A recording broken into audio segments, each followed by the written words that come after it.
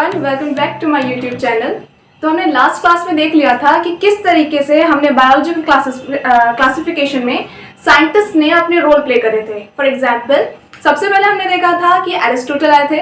Aristotle के बाद हमारे पास टू किंगडम क्लासिफिकेशन लेकर कैरोलस लिनियस आए थे। उनके बाद हमारे पास अर्नेस्ट हैकेल, देन उसी हिसाब से कोपलैंड, फाइनली आर.एच. विटेकर, और लास्ट में एक साइंटिस्ट का जिक्र और करती है एनसीईआरटी हमारे साथ, वो है कार्ल लुईस। नेम लेबल्ड नहीं करा है उन्होंने, लेकिन 3 डोमेन्स या 6 किंगडम क्लासिफिकेशन कर वहां एक जिक्र जरूर करा है।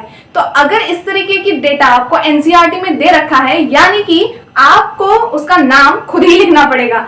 एनसीईआरटी एक पूरा समंदर है, उसको समझने की जरूरत है। ठीक है, तो आज शुरू करते हैं हम लेक्चर अपना। उसके बाद का हमारे पास, जैसा कि मैंने आपको बताया था, टोटल 5 किंगडम है।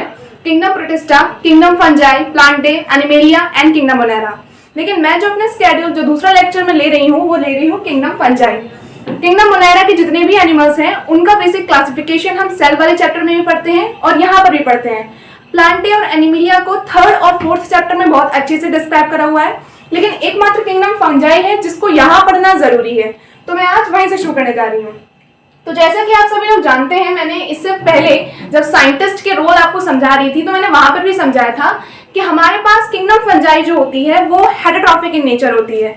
हेटेरोट्रॉफिक इन द सेंस कि वो अपने खाना स्वयं नहीं बना सकती, वो अपने खाने के लिए किसी दूसरे ऑर्गेनिज्म पर डिपेंड करती है। यहाँ पर जैसे कि मैंने क्या करा है, देखिए ये चैप्टर बहुत बड़ा रहता है, तो एक तो तरीका है कि मैं छोटे छोटे लेक्चर्स डालूं तो प्लेलिस्ट बहुत लंबी हो जाएगी। इसलिए मैंने कोशिश करी है कि ज्यादा से ज्यादा डेटा एक बार में यहाँ लिखूं, सेपरेट कर, ताकि आपको कोई परेशानी ना हो। चलिए शुरू करते हैं। जैसा कि हमने लिखा पहला पॉइंट, किंगडम फंजाई के जितने भी मेंबर आपके पास रहते हैं वो सारे के सारे हेटेरोट्रॉफिक इन नेचर होते हैं।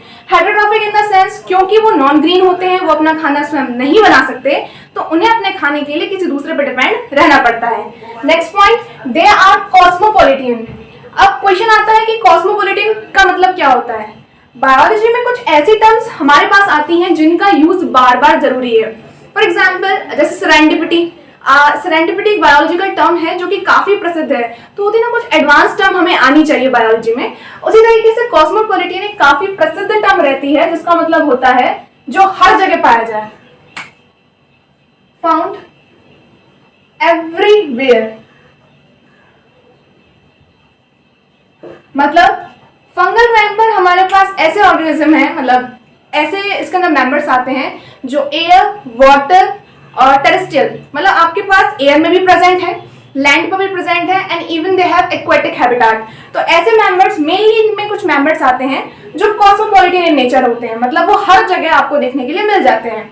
एक टर्म और आती है हमारे पास कॉस्मोपॉलिटियन के बाद, सम ऑफ देम आर कॉर्पोरोफिलस। देखिए, बायोलॉजी बोलती है अगेन सेम फंडा, बायोलॉजी बोलती है तोड़ दो, तो शब्द को आपको तोड़ना आना चाहिए। यहाँ पर कॉर्पोरो और 2 टर्म से मिलकर बना है, एक है हमारे पास फिलस, कॉर्पोरोफिलस। फिलस में सबको पता है लव, और कॉर्पोरो का मतलब होता है हमारे पास डंग, गोबर। तो हमारे पास कुछ फंगल मेंबर ऐसे भी मिलते हैं जो डंग या कहूं तो गोबर के ऊपर रहना पसंद करते हैं। तो लव फिलस से आया है और कॉर्पोरो का मतलब हमारे पास रहता है डंग। तो हमारे पास अभी तक मैंने क्या पढ़ाया, किंगडम फंजाई के जो मेंबर्स होते हैं they are heterotrophic in nature. Heterotrophic होने के बावजूद वो कॉस्मोपॉलिटियन है। कॉस्मोपॉलिटियन का मतलब आपको वो एयर, वाटर, लैंड हर जगह देखने को मिल जाएंगे। एक टर्म और बताती है एनसीईआरटी कि वो कॉर्पोरोफिलस होते हैं। कॉर्पोरोफिलस का मतलब ऐसे फंगल मेंबर्स जो कि डंग, गोबर के ऊपर रहना पसंद करते हैं। सारे मेंबर्स तो नहीं रहते, कुछ स्पेसिफिक हैं, लेकिन ये टर्म हम पहले से समझ कर चले तो हमें आसानी होगी किंगडम को समझने में। इन्होंने बताया जिस तरीके से, यहाँ पर आपको ये भी बताया जा रहा है, मैंने जैसे कि भी बताया कि वो कॉस्मोपॉलिटियन है, कि वो हर जगह रह सकते हैं, तो उसी तरीके से वो गोबर पर भी देखने को मिल जाते हैं आपको। उसी हिसाब से सम ऑफ देम आर एपिजाइलिक और एपिजोइक। एपी का मतलब बायोलॉजी में होता है ऊपर, और जाइलिक टर्म आई है जाइलम से, वुड से। तो ऐसे फंगल मेंबर्स जो कि वुड या कहूं तो प्लांट की सरफेस के ऊपर रहना पसंद करते हैं, उनको हम क्या बोलते हैं, एपिजाइलिक। तो कुछ फंगल मेंबर हमारे पास ऐसे भी हैं जो प्लांट के ऊपर रहना पसंद करते हैं। नेक्स्ट इसी के हिसाब से हमारे साथ है एक एपिजोइक। एपिजोइक का मतलब जो एनिमल्स की सरफेस के ऊपर रहना पसंद करते हैं। यहाँ पर ये कुछ पॉइंट्स खत्म होते हुए next to this is their body surface. जैसे अगर हम मल्टी सेलुलर ऑर्गेनिज्म की बात करें, ह्यूमन बींग्स, एनिमेलिया, तो इनके जितने भी मेंबर्स होते हैं they have multicellular body organisation. Kingdom में आपको जब एनिमिलिया बताऊंगी तो वहां पर आपको कई सारे टोटल 11 फाइलम की स्टडीज करवाई जाती है, जहां आपको Porifera, Coelenterata, Cnidaria, Platyhelminthes, Aschelminthes, Annelida, Arthropoda, Mollusca, कई सारे आपके पास फाइलम है। जैसे जैसे हम आगे की तरफ बढ़ते जाते हैं हमारा सिंपलर से हम कॉम्प्लेक्स की तरफ बढ़ते हैं। सो यूनिसेलुलर फॉर्म से, सेलुलर ऑर्गेनाइजेशन से हमारे पास एनिमल्स जो होते हैं मल्टी सेलुलर फॉर्म की तरफ बढ़ते हैं। उसी तरीके से अगर हम किंगडम फंजाई के मेंबर्स की बात करें तो अगर उनकी बॉडी ऑर्गेनाइजेशन को देखो तो उनका बॉडी ऑर्गेनाइजेशन फिलामेंटस होता है। Now question arises, what do you mean by saying filamentous body organisation? Filamentous जब भी बोला जाए आपको अपने दिमाग में रखना है कि हम धागों की बात कर रहे हैं।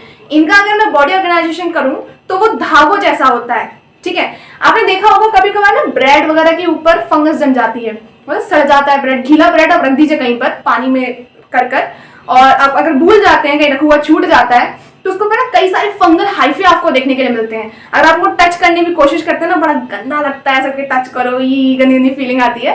तो एग्जैक्टली वहां पर आपको जो धागे रेशे जैसा स्ट्रक्चर दिखाई देता है, इसलिए इनकी बॉडी को हम क्या बोलते हैं, they have filamentous body organisation. इसका एक एक्सेप्शन है हमारे पास, पूरे फंगल के मेंबर में जितने हमारे पे किंगडम फंजाई के मेंबर्स हैं उनमें से मेनली फिलामेंटस रहते हैं। एकमात्र हमारे पास ऐसा है जो कि यूनिसेलुलर है हमारे पास, दैट इज यीस्ट। यीस्ट एकमात्र ऐसा फंगल मेंबर है जो कि फिलामेंटस बॉडी ऑर्गेनाइजेशन ना शो कर यूनिसेलुलर ऑर्गेनाइजेशन शो करता है। आई थिंक मेरा स्पीड काफी तेज जा रहा है, सॉरी फॉर दैट। मेरे बोलने की स्पीड तेज है लेकिन मैं कोशिश करूंगी कि आप लोगों के लिए मैं थोड़ा धीरे बोलूं। आइए, तो बॉडी स्ट्रक्चर हमें पता चल गया फिलामेंटस रहता है, एक्सेप्शन के साथ हमारे पास यीस्ट। तो हमने कुछ पॉइंट यहां तक कवर कर लिए हैं। नेक्स्ट टू दिस, अगर हम बोल रहे हैं कि हमारे पास फंगल मेंबर्स जो रहते हैं इनका बॉडी ऑर्गेनाइजेशन धागे जैसा है, ऐसा समझिए जैसे मम्मी लोग घर पे सिलाई करती ना, या आप ही अपने कपड़ों के जो धागे वागे निकल जाते हैं ना, आप ऐसे समझिए आपके टॉप या शर्ट में से कई सारे धागे निकल रहे हैं, आपने तोड़ तोड़ के फर्श पर फेंक रहे हैं, ठीक। तो प्रत्येक टुकड़ा, प्रत्येक धागे का जो रेशा है उसको हम बोलते हैं हाइफे। अगेन हमारे पास मान लीजिए कोई भी पूरा एक फिलामेंट एक तार है पूरा, उसको मैंने कई सारे छोटे छोटे टुकड़ों में काट दिए, तो each and every part of the filament, इसको मैं एक टर्म बोलूंगी जिसे हम बोलते हैं हाइफे, ठीक है। और वहीं जैसे कि आपने देखा होगा टेलर अंकल जो होते हैं, आंटी वगैरह, वो सिलाई कर रहे होते हैं तो इनके इर्द गिर्द ना कई सारे धागे पड़े रहते हैं, गुच्छा, धागों का गुच्छा, मतलब सिलाई करते वक्त जो टूटता है वो गुच्छा। तो अगर हम कई सारे हाइफेस को ग्रुप कर दें, मतलब झाड़ू लगा रहे हो, इकट्ठा सारे एक जगह कूड़ा कर रहे हो तो एक गुच्छा बन जाता है, तो ग्रुप ऑफ हाइफेस को एक कॉमन टर्म दी जाती है जिसको हम बोलते हैं फिलामेंट। दोबारा बता रही हूँ, हमारे पास फंगल जितने मेंबर्स होते हैं उनकी बॉडी तो फिलामेंटस होती है, प्रत्येक फिलामेंट को, each and every filament is known as hyphae and group of hyphae is known as mycelium. Sorry, group of, मैं भूल गई थी एक मिनट के लिए, ग्रुप ऑफ हाइफे को हम कॉमन टर्म बोलते हैं जिसको हम बोलते हैं माइसीलियम। डन। अब देखिए, जैसे हम, अगर मैं आपके पास बोलूं कि एनिमल्स जो हैं उनका सेलुलर बॉडी ऑर्गेनाइजेशन है, कुछ मल्टी सेलुलर है, कुछ यूनिसेलुलर है।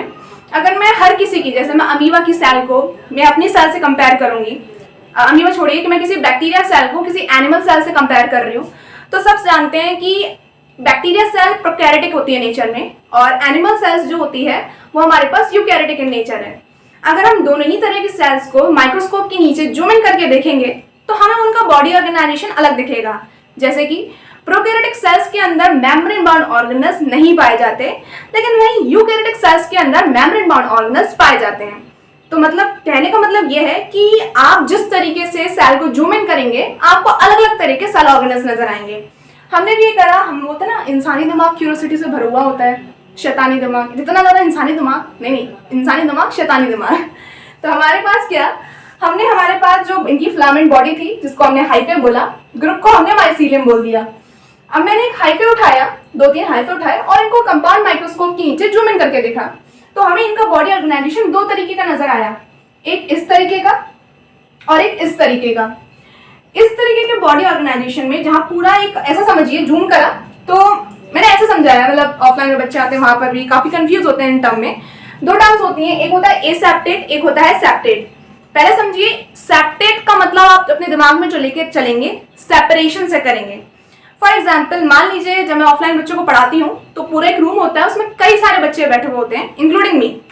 तो एक रूम लेकिन कितने सारे लोग, डन।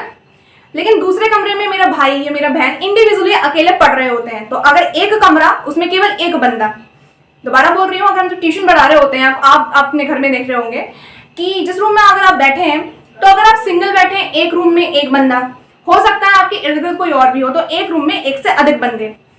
अगर एक रूम में एक से अधिक बंदे बैठे हैं और इनके बीच में कोई सेपरेशन नहीं है, कोई दीवार नहीं है, तो इस तरीके के हाइफे के लिए टर्म यूज करते हैं हम एसेप्टेट हाइफे। क्या? Aseptate hyphae. लेकिन वहीं अगर हमारे पास एक रूम है पूरा, एक नहीं कई सारे डिफरेंट रूम है, ऐसा समझिए मैंने एक पूरा चैम्बर बनाया है ये, and each and every chamber has single nuclei. एक चैम्बर में कितने न्यूक्लियाई हमारे पास? सिंगल न्यूक्लियाई हैं। तो इस तरीके के हाइफे को हम कॉमन टर्म बोलते हैं, जिसे हम बोलते हैं क्या? Septate hyphae. दोबारा बता रही हूं मैं, सेप्टेट का मत बायोलॉजी में होता है सेपरेशन। तो अगर आपके सेगमेंट्स सेपरेट हैं एक दूसरे से एक दीवार के द्वारा, इसे हम बोलते हैं सेप्टेट हाइफे। वहीं अगर देयर इज नो सेपरेशन, पूरा एक साइटोप्लाज्म है, उसके अंदर कई सारे न्यूक्लियस है, तो उसको हम क्या बोलते हैं? Aseptate hyphae. यहाँ पर एक कंडीशन आपको जो दिखाई दे रही है कि आपके पास पूरा साइटोप्लाज्म है और उसके अंदर कई सारे न्यूक्लियस प्रेजेंट हैं, इस कंडीशन को बायोलॉजी में बोलते हैं सिनोसेटिक कंडीशन। अगेन सिनोसेटिक कंडीशन मैंने यहाँ लिखा भी है। ये जो कंडीशन है, जब साइटोप्लाज्म आपके पास एक है पूरा भरा हुआ है, लेकिन वहां पर कई सारी न्यूक्लियस प्रेजेंट है, इस कंडीशन को हम बायोलॉजी में टर्म यूज करते हैं सिनोसेटिक हाइफे। तो हम अभी तक क्या पढ़ रहे थे? हम फंगस की बॉडी ऑर्गेनाइजेशन की बात कर रहे थे। फंगस का जो बॉडी ऑर्गेनाइजेशन रहता है, it is filamentous in nature. Each and every filament is known as hyphae and group of hyphae makes mycelium. Done. अगर मैं हाइफे को लूं और उसको जूम इन करके देखूं, then I have two kinds of hyphae. One is aseptate hyphae and another one is septate hyphae. Aseptate hyphae has a condition known as coenocytic condition, यानी कि साइटोप्लाज्म है और उसके अंदर कई सारे न्यूक्लियस प्रेजेंट है विदाउट एनी वॉल और सेपरेशन। डन। तो हमारे पास ये हो गया। तो हमारे पास मेनली ये वाला पार्ट कवर हो चुका है। इतने सारे पॉइंट्स आप देख चुके हैं, नोट कर सकते हैं अगर आपको नोट करने की जरूरत है। बाकी मैं एक टेलीग्राम चैनल भी बना रही हूँ अपना, टेलीग्राम लिंक जो भी कुछ है मैं नीचे डिस्क्रिप्शन में डाल दूंगी, वहां पर आपको हैंड रिटन नोट्स प्रोवाइडेड कर दिए जाएंगे।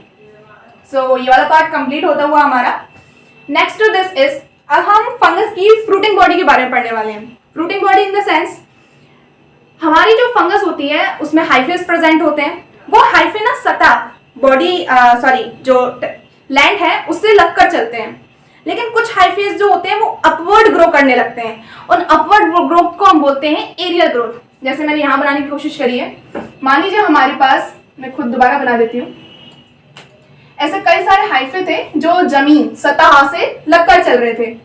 कुछ हाइफे ऊपर की तरफ ग्रो करना शुरू कर जाते हैं, जिन्हें हम बोलते हैं एरियल ग्रोथ। ये जो एरियली ग्रोथ हाइफे पार्ट होते हैं उनको हम एक नाम देते हैं, जिनको बोलते हैं फ्रूटिंग बॉडी। क्योंकि मैंने यहाँ पर टर्म फ्रूटिंग बॉडी यूज करी है, तो आपको एक हिंट तो मिला होगा कि इस पर आगे चलकर फ्रूट जैसी कोई चीज आएगी।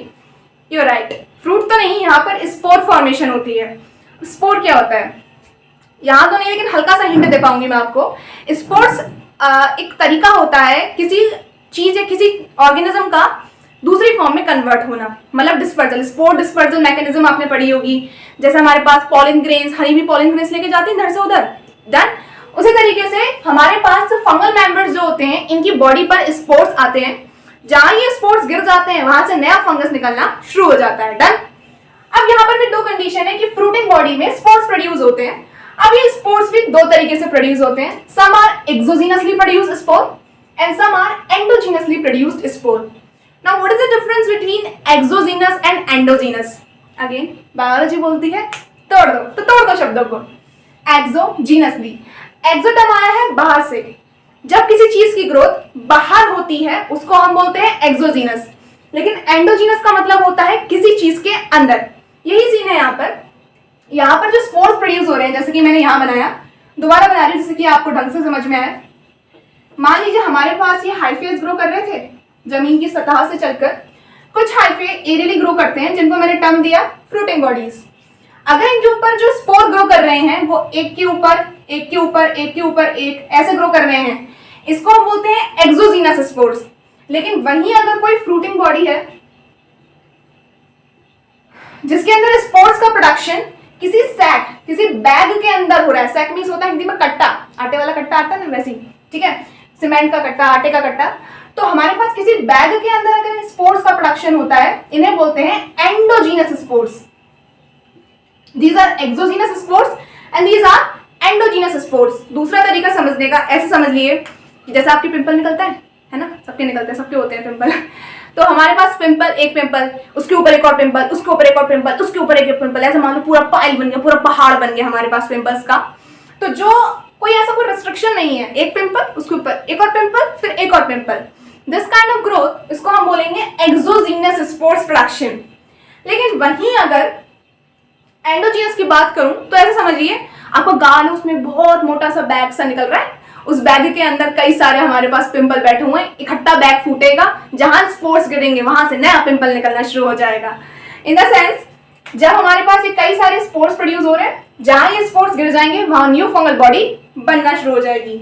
और एंडोजीनस में ये पूरा बैग इस बैग के अंदर होते हैं, जब बैग फटता है ये स्पोर्स डिस्पर्स आउट होते हैं, जहां जाते हैं वहां से नई फंगल बॉडी अराइज होती है।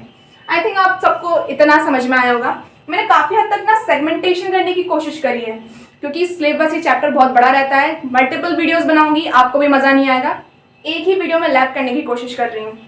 डन? स्क्रीनशॉट लेना चाहते हैं तो आप लोग ले सकते हैं। नेक्स्ट टू दिस इज, हम काफी सारे इसके फीचर्स पढ़ चुके हैं, अब हम पढ़ने वाले हैं इसका सेल वॉल ऑर्गेनाइजेशन। जैसे कि प्लांट और फंगस में एक डिफरेंस था, एक नहीं कई सारे हैं वैसे तो। जैसे प्लांट्स हमारे पास ऑटोट्रॉफिक इन नेचर रहते हैं, वो अपना खाना स्वयं बना लेते हैं, लेकिन फंगल मेंबर्स जितने भी होते हैं they are heterotrophic in nature, वो अपने खाने के लिए किसी दूसरी चीज पर डिपेंड रहते हैं, ठीक। लेकिन इन दोनों में एक चीज कॉमन थी कि दोनों के ही पास सेल वॉल देखी गई थी। देखिए एनिमेलिया एकमात्र मेंबर है हमारे पास, एकमात्र ऐसा किंगडम है जिसके पास सेल वॉल नहीं होती है। बाकी आपके पास जितने भी चारों के चारों किंगडम्स आएंगे उनके मेनली मेंबर्स के पास आपको सेल वॉल दिखाई देती है। प्लांट और फंगल मेंबर्स के मेंबर्स जो हैं उनकी सेल वॉल में डिफरेंस ये है, प्लांट्स के मेनली 90% जितने भी मेंबर्स होते हैं उनका जो सेल वॉल ऑर्गेनाइजेशन रहता है इट इज सेलुलोसिक, उनका जो सेल वॉल होता है वो सेलुलोज का बना हुआ होता है। लेकिन अगर मैं फंगल मेंबर्स की बात करूं, उनका सेल वॉल किसका बना हुआ होता है? काइटिन का। आई नो मैं थोड़ा ना मगअप कर देती हूँ चीजों को, मतलब थोड़ा कोई बात नहीं, धीरे धीरे करते हैं। तो हमने बोला कि इनका जो सेल वॉल रहता है वो किसका बना हुआ होता है? Chitin. Mind its pronunciation, it is not chitin. काफी बच्चे चाइटिन बोलते हैं, मैंने देखा है ऑफलाइन में बच्चे आते हैं चाइटिन प्रोनाउंसिएट कर रहे हैं, नहीं, इसका प्रोनाउंसिएशन हमारे पास काइटिन है। डन? अब देखिए हमारे पास नेक्स्ट टॉपिक है हमारे पास न्यूट्रिशन। अगर मैं फंगस के न्यूट्रिशन की बात करूं तो मोटा मोटा वो 3 तरीके का न्यूट्रिशन शो करते हैं, saprophytic, parasitic and symbiotic. Saprophytic सबको पता है, जो कि सड़ी गली चीजों को खाते हैं, आगे और डिस्क्राइब करूंगी लेकिन छोटी सी चीज है, 2 मिनट में समझ लेते हैं। सैप्रोफाइटिक वो होते हैं जो कि सड़ी गली चीजों को खाते हैं। Next to this is parasitic nature. Parasitic यहाँ पे समझाना जरूरी है, पैरासाइट क्या होता है। जैसे देसी एग्जांपल बताऊं, पैरासाइट्स वो होते हैं जो होस्ट की बॉडी के ऊपर रहते हैं और उसे फीड करते हैं। फॉर एग्जांपल आप सबके सर पे जो जुएं बैठी हुई है ना, है सबके सर में मेरे सर में नहीं है, ठीक है। तो जो हमारे सर के ऊपर जो जुएं रहती हैं दे आर एक्टोपैरासाइट। वो पैरासाइट है, हमको फीड करनी है, लेकिन क्योंकि वो सर के ऊपर रहती हैं, बॉडी सरफेस के ऊपर रहती हैं, तो उन्हें हम बोलते हैं एक्टोपैरासाइट। वहीं जो हमारे पेट के अंदर जो कीड़े रहते हैं ना, जो रात में आप सोते हैं आपके मुंह से लाड़ निकल रही होती है, मम्मी लोग डांटती हैं कि ढंग से खाना खाया करो, ब्रश करके सोया करो, तो गलती हमारी भी नहीं है, गलती उन बैक्टीरियाज की है जो पेट के अंदर है, पेट इंटेस्टाइन के अंदर है। तो वो दोनों ही पैरासाइट है, सिर के ऊपर रहने वाली जो भी पैरासाइट है, पेट के अंदर जो कीड़े रहते हैं। तुमने हम लोगों ने ना मम्मी पापा को कहते हुए सुना है कि बचपन में लाड़ निकलती है तो वो एक दवाई खिलाते हैं, व्हाइट कलर की गोली आती है, दूध के साथ पिलाई जाती है। बचपन में मुझे बहुत पिलाई गई है, बहुत ज़्यादा पिलाई गई है, मैं मिट्टी खाती थी। अब देखो, तो हमने क्या बोला, हमारे पास क्या होता है, पैरासाइटिक्स 2 फॉर्म के होते हैं। पैरासाइट होते क्या है, जो होस्ट की बॉडी के ऊपर रहकर उसे फीड करते हैं। अब वो भी 2 तरीके के हो सकते हैं, दे मे बी एक्टोपैरासाइट जो सिर के ऊपर रहते हैं, and they may be endoparasite. अब आप क्वेश्चन पूछ सकते हो कि दीप या मैम फंगस कैसे पैरासाइटिक नेचर शो कर रही है। ओके, तो मैं आपको हेल्प करती हूँ कि आपने वो रिंगवॉर्म वाला ऐड देखा है, वो ऐड आता है दांत खाद खुजली के लिए, रिंगवॉर्म जो भी ऐड आते हैं, पाउडर या किसी भी चीज़ का। सिर पर जो हमारे पास डैंड्रफ होती है ना, वो भी एक काइंड का फंगल इन्फेक्शन है। वो हमारे पास हेड एंड शोल्डर का काफ़ी प्रसिद्ध ऐड है, आएगा आएगा, मेरे गाना अच्छा नहीं आता लेकिन सबको याद आ गया होगा। दूसरा देखा होगा कि फंगल इन्फेक्शन के ऐड आते हैं कि दांत खाट खुजली से बचें, ऐसे हाथ पर फंगल इन्फेक्शन हो जाता है, खुजाने से मना कराता है, इचिंग होती है, क्योंकि जहां जहां खुजाएंगे वो उतना फैलता चले जाता है। पाउडर के कई सारे ऐड आते हैं, नेताजी वगैरह वाले, सबको याद आ गया होगा, है ना आइटम। तो हमने क्या बोला, फंगल जो होती है क्योंकि वो ऑटोट्रॉफिक है नहीं, अपना खाना स्वयं बना नहीं सकती, तो कोई ना कोई मेथड ऐसे अपनाती है जिससे कि उसे खाना मिल सके। या तो वो सेप्रोफाइटिक है, सड़ी वाली चीजों को खाकर अपना पेट भरती है, या वो पैरासिटिक है, वो हमको खाकर पेट भरती है, जैसे हम मम्मी पापा को खाते हैं, मतलब पैरासिटिक है ना, मम्मी बोलते हैं मम्मी पापा पूरे दिन तुम मेरा खून चूसते रहते हो, तो कहीं ना कहीं हम भी अपने मम्मी पापा के पैरासाइट हैं, ठीक है। उसके बाद हमारे पास रहता है सिम्बायोटिक। सिम्बायोटिक एसोसिएशन काफी प्रसिद्ध है, 12th में भी आप उसको पूरा पढ़ेंगे। ऑर्गेनिज्म पॉपुलेशन नाम से एक चैप्टर आता है जहां आपको कई सारे ऑर्गेनिज्म के बीच का रिलेशनशिप समझाया जाता है। यहाँ पर हमारे पास एक रहता है सिम्बायोटिक एसोसिएशन। दो एग्जाम्पल सभी के लिए समझिए, एक है हमारे पास लाइकेन, दूसरा है हमारे पास माइकोराइजा। लाइकेन क्या होता है, मैं समझाती हूँ। ये इन दोनों के बीच का ना मिलाप है, मिलाप in the sense, lichen association है एल्गल और फंगल कंपोनेंट्स के बीच में। एल्गल बोलती है तू मेरा फायदा कर, फंगल बोलती है तू मेरा फायदा कर, मतलब एक दूसरे का फायदा करते हैं ये लोग और एक साथ रहते हैं। एल्गी क्योंकि प्लांटे का मेंबर है तो ये खाना बना कर उसे देती है, देखो प्लांटे का मेंबर है तो ऑटोट्रॉफिक होगी, तो ये उसे खाना बना कर देती है। और फंगस क्योंकि ये हेटेरोट्रॉफिक है, अपना खाना तो बना नहीं सकती, तो एल्गी का दिया हुआ खाना खाती है, लेकिन बदले में ये एल्गी को रहने के लिए जगह देती है। आया समझ में? तो लाइकेन एक तरीके का एसोसिएशन है, सिम्बायोटिक एसोसिएशन, तू मेरा फायदा कर मैं तेरा फायदा करूंगा। तो यहाँ पर लाइकेन, एल्गी प्लस फंगस, जैसे आप मेरा फायदा करिए लाइक सब्सक्राइब एंड शेयर कर, मैं आपका फायदा करूंगी अच्छे अच्छे कंटेंट देकर। डन, ओके, ठीक। तो हमारे पास नेक्स्ट जाता है हमारे पास माइकोराइजा। माइकोराइजा भी एक तरीके का हमारे पास सिम्बायोटिक एसोसिएशन है, जहां पर मैं एक एग्जांपल लिखा है पाइनस और फंगल मैंगमर के बीच में। एग्जांपल, पाइनस एक पूरा पेड़ है हमारे पास, तो ऐसा समझिए मिनरल्स के एब्जॉर्प्शन के लिए जो रिस्पॉन्सिबल होता है वो फंगल मेंबर होता है। पाइनस प्लांट है तो उसको खाना बना कर देती है फंगस को, बदले में फंगस हमारे पास पाइनस के पौधे को मिनरल्स एब्जॉर्ब कर देता है जमीन में से। मेन मिनरल जो रहता है वो फास्फोरस रहता है, ये भी आप अगेन 12th क्लास में पढ़ेंगे, वहां एलैबोरेट करके पढ़ाया हुआ है, अभी इतनी डिटेल काफी है। हमें ये दोनों सेगमेंट मैंने पूरे कर लिए हैं। Next to this is reproduction. मैं भी रिप्रोडक्शन को यहाँ पे ब्रेक करती हूँ, मिलते हैं अगले वीडियो में।